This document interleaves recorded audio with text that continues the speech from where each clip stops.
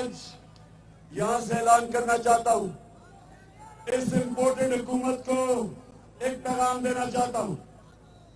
आपको मैं 6 दिन दे रहा हूं। 6 दिन के अंदर आप इलेक्शन अनाउंस करें, जून के महीने में इलेक्शन अनाउंस करें और असेंबलीज डिसॉल्व करें।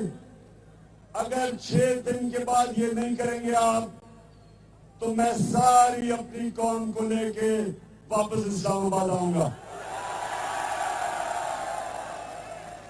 आपके पास टाइम है। गवर्नमेंट आपसे चल नहीं रही, गवर्नमेंट आपसे चल नहीं रही। आप गवर्नमेंट चलाने नहीं आए, करप्शन केसेस आप अपने खत्म करवा रहे हैं।